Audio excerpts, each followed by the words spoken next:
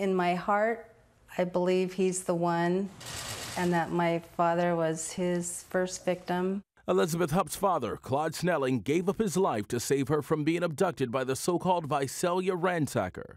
In September 1975, she says a masked gunman broke into her bedroom in the middle of the night, threatened her, and then dragged her out to their carport. That's when I heard my dad yell, and the man with the ski mask pushed me to the ground, turned, shot my dad twice as he was coming through the back door. The killer fled. Snelling died on the way to the hospital.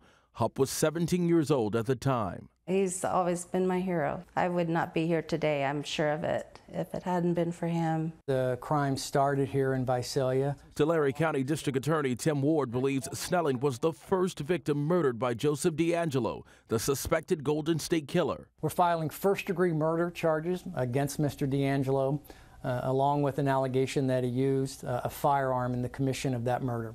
During the 1970s and 80s, DeAngelo allegedly committed at least 12 other murders and more than 50 rapes in 10 California counties.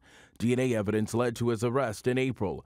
While DeAngelo is not directly linked to Snelling's murder by DNA, Police Chief Jason Salazar says he can prove DeAngelo is also the Visalia ransacker. We have been able to locate victims and witnesses that were able to identify Mr. DeAngelo as the suspect back in that time. Those crimes were ultimately tied to the murder of Claude Snelling by a firearm that was taken from one of the ransacker burglaries. At the time of Snelling's murder, DeAngelo worked as a police officer about 12 miles away in the town of Exeter.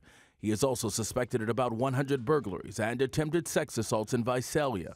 The only crime that we can attribute to Mr. DeAngelo that has not passed the statute of limitations is the murder of Mr. Snelling. DeAngelo has not yet entered a plea in his criminal cases. I'm just very happy that he's caught. He's a very evil person.